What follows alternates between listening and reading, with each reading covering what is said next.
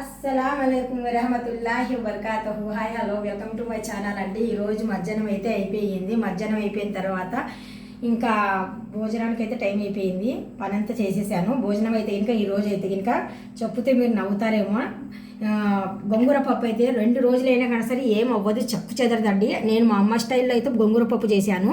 2 రోజులు అయితే చక్కగా ఉంటుంది. మేము ప్రస్తుతానికి ఇద్దరమే ఉన్నాం ఇంట్లో, అందుకనేసి గోంగూర పప్పు నేను 2 రోజులకు వచ్చినట్టుగా చేశాను. చాలా చక్కగా ఉంది. ఆ తర్వాత వేడి రైస్ చేసిన తర్వాత ఆ రైస్ పైన అయితే గిన్నె పెట్టేశాను. అది కూడా బాగా వేడి ఎక్కుతుంది అనేసి. ఇప్పుడు ఇంకా ఇందులో మనము కొత్తదనం రావాలి అనుకుంటే డబ్బు ఉన్నోళ్ళు ఒక స్టైలు, డబ్బు లేని వాళ్ళు ఒక స్టైల్ అయితే తినమండి ఎప్పుడైనా కానీ సరే. ఈ క్యారెట్, మనము ఎగ్స్, కొద్దిగా వచ్చేసి చిలకడ దుంప, పైనుండి వచ్చేసి క్యారెట్, ఇవన్నీ మనం పెట్టుకున్నాం అనుకోండి, ఇదే మనకు హైలైట్ ఇస్తుంది అనమాట. డబ్బు ఉన్నోళ్ళైనా కానీ సరే ఈ ఫుడ్కి అలవాటు, డబ్బు లేనోళ్ళైనా కానీ సరే ఇదే అలవాటు. చూడండి అల్లాహుతాలా ఎంత చక్కగా పెట్టేశారో.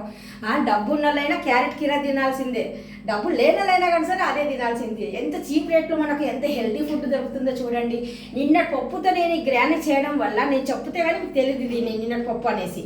ఇంకా పెరుగు ప్యాకెట్ అంటారా, మనము పెరుగు ఒక ప్యాకెట్ తెచ్చి పెట్టుకున్నామంటే ఒక 3 days అయితే ఇంకా మాకు వస్తుంది. ఎందుకంటే నేను మా అబ్బాయి ఉన్నాం ఇంట్లో. ఇక్కడైతే ఇంకా ప్రస్తుతానికి ఈ ఇంట్లో అయితే ఇంకా మీకు ఆ ఇంట్లో బ్లాక్లు చూడండి, ఈ ఇంట్లో చూడండి, కొద్దిగా డిఫరెంట్ కనిపిస్తాయి. అప్పుడే చూస్తున్నారు కదా. నిన్నటిది మొన్నటిది పెద్ద ఫీల్ అయితే నేను అవ్వను. ఎప్పటికైనా కానీ సరే నిన్నటిది మిగిలిందంటే పాడేను, పూర్తిగా బాగాలేదంటే నేను పాడేస్తాను, లేదంటే నేనే తింటాను. సోయానా కొద్దిగా అయితే నేను తింటాను, కొద్దిగా ఎక్కువ అయితే మా పిల్లలు కూడా నేను అలవాటు అనేది వేస్తాను అనమాట. ఫ్రెష్గా మనం తినాలా, ఫ్రెష్గా మనం ఉండాలంటే కనుక మనం అమ్మాని పిల్లలం కాదు, బిల్గేట్ పిల్లలం అయితే కాదు. అవును కదా. ఒక సామాన్యమైన కుటుంబం నుండి వచ్చామంటే ఇంకా మనకు అన్ని అలవాట్లు ఉండాలి, అప్పుడైతేనే మనం ముందుకు వెళ్ళగలుగుతాము.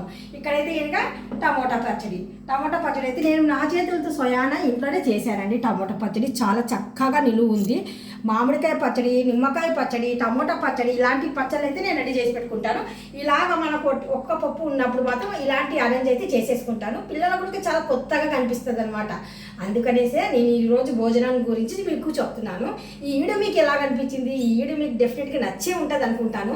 ఎందుకంటే చాలామంది బాగా తింటున్నారేమో, బాగుంటున్నారేమో, వాళ్ళ అవసరాలు బట్టి, వాళ్ళ ఫ్యామిలీని బట్టి ఉంటుంది ఏదైనా కానీ సరే. వీడియో నచ్చితే లైక్ చేయండి, షేర్ చేయండి, కామెంట్ చేయండి, సబ్స్క్రైబ్ అసలు మర్చిపోకండి. Thank you.